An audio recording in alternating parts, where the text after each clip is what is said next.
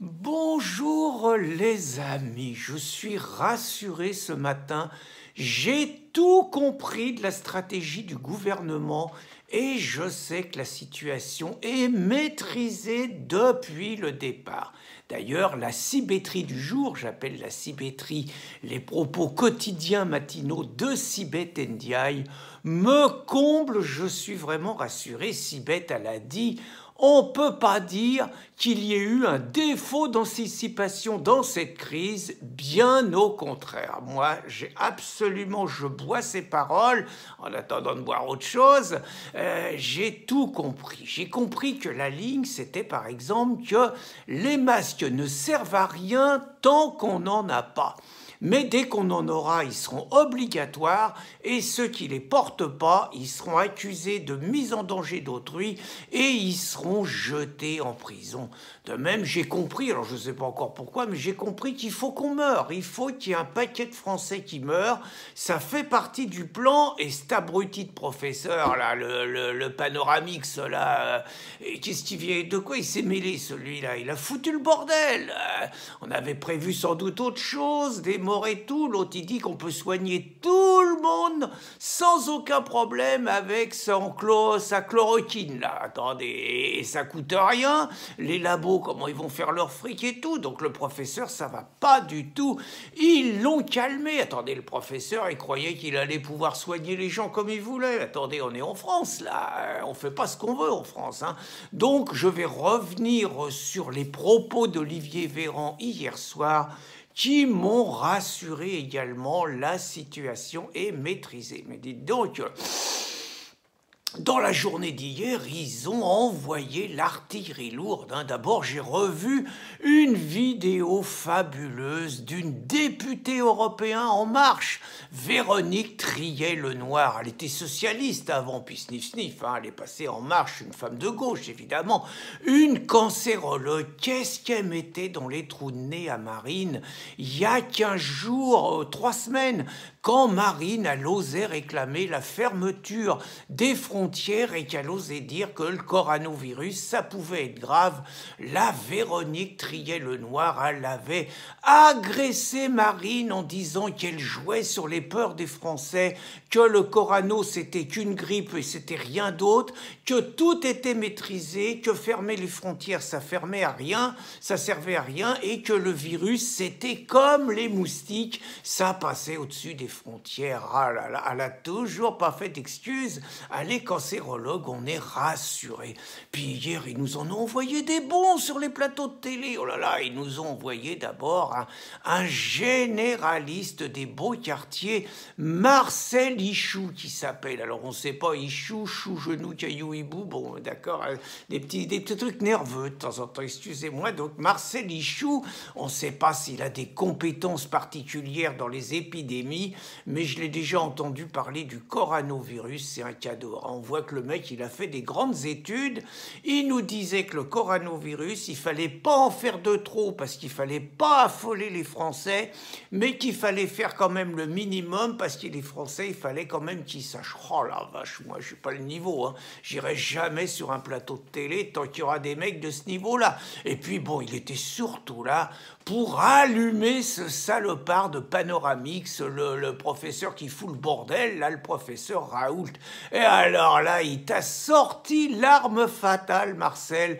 Il a dit que Raoult, il était pas sérieux parce que c'était un climato-sceptique. Oh, le salaud. Donc, si c'est un climato-sceptique, il peut pas toucher sa bille dans son domaine qui est quand même juste les microbes, les virus, un truc dans lequel ils bossent. Vous voyez, c'est comme si nous, on était assez cons pour dire, bon, nous, on a lu ce qu'il raconte le professeur Panoramix, là. Bon, sur l'islam, il raconte des trucs monstrueux. En gros, ce qu'il raconte, c'est qu'il faut pas mettre les musulmans en prison, parce qu'en mettant les musulmans en prison, quand ils font un délit, quand ils sortent, ils ont envie de vengeance, et que c'est pour ça qu'ils font des attentats, qu'en gros, les musulmans sont victimes de discrimination sociale, et que les attentats, c'est que la suite de ça, il défend le voile à l'université. Bref, c'est l'abruti fini.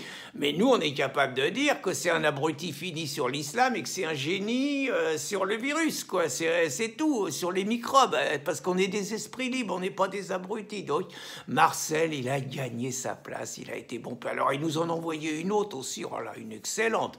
Karine Lacombe, qui s'appelle, elle est cheftaine dans un service de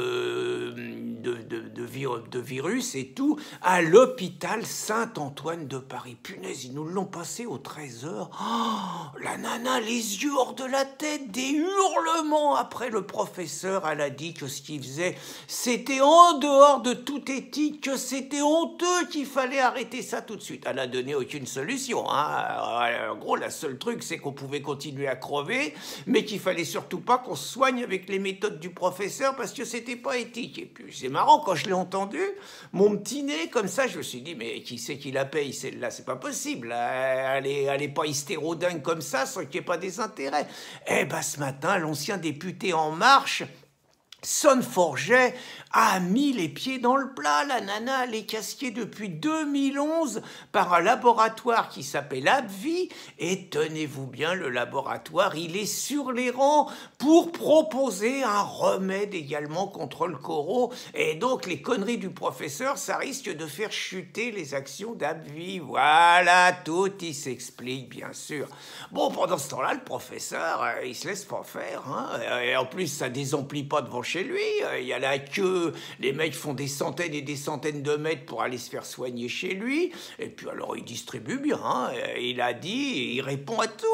Il a dit qu'il était d'un niveau supérieur aux idiots de plateau télévisés. Et il a dit que les tests qu'il proposait, la test européen et tout, il a résumé ça en disant, vous montez à 4000 mètres de haut, il y a 100 personnes, vous mettez un parachute à 50, vous mettez pas de parachute à 50 autres, et le constat que vous allez faire, c'est qu'il y en a 50 qui sont sauvés et 50 qui sont morts. Voilà leur connerie. Moi, j'ai autre chose à foutre, je suis là pour soigner les gens. Oh putain, heureusement, le ministre de la Santé, Véran, il est intervenu hier. Alors là, c'était autre chose que Salomon, Il a même dit le contraire de tout ce que disait Salomon, mais surtout, les journalistes, évidemment, ces cons-là n'ont rien compris. Ils ont compris qu'il autorisait partiellement le traitement de la chloroquine dans les hôpitaux. C'est pas du tout ça, les mecs. C'est pas du tout ça. Alors que les toubibs commençaient à s'émanciper des trucs gouvernementaux parce qu'ils se rendaient compte qu'ils envoyaient juste les patients à la mort et qu'ils avaient rien à proposer.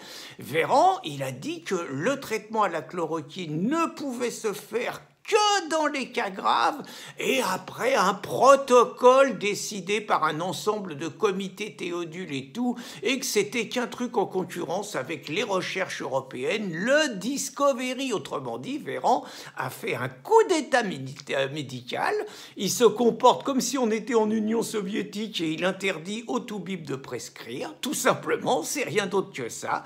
Et en plus, il nous explique quand même qu'il faut soigner que les cas graves, toujours pas de dépistage. Autrement dit, les cas graves, c'est Estrosi, c'est les 16 députés atteints, c'est les 3 ministres atteints, mais c'est pas les pauvres cons comme vous et moi. Nous, on n'est pas des cas graves si on n'a pas de symptômes. J'ai eu ce matin un ami docteur, c'est extraordinaire. Lui, il est tout bib, il soigne tous les gens et tout.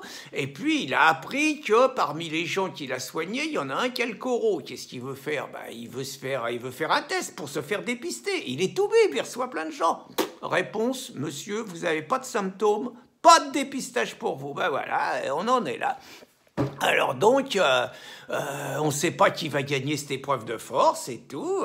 Alors si, la dernière blague quand même, les symétries. Alors, vous savez, les gens, ils sont méchants, ils en profitent pour un peu rigoler de ceux qui prêtent un peu le flanc. Donc la dernière, évidemment, qui sort, vu que Sibeth nous avait expliqué que les masques, ça servait à rien parce que elle-même, elle savait pas comment fallait les mettre et que les Français étaient tellement cons qu'ils savaient pas comment fallait les mettre. Ça y est, Sibeth, elle a fait un stage d'une semaine. Au bout d'une semaine, ça y est, elle a son CAP, elle sait mettre un masque. Et donc, c'est elle qui va faire les stages, qui va faire le stage et qui va finalement donner le diplôme à la chloroquine du professeur Raoult. C'est Sibeth qui va le tester et tout. Ce coup-là, on est vraiment sauvé. Donc moi, j'ai confiance. Quand le président Macron a dit qu'il était en guerre, j'ai tout tout compris. J'ai compris qu'il est en guerre contre le peuple de France et contre les Français et qu'il veut vraiment qu'on en ait un paquet de chez nous qui crève. Bonne journée les amis.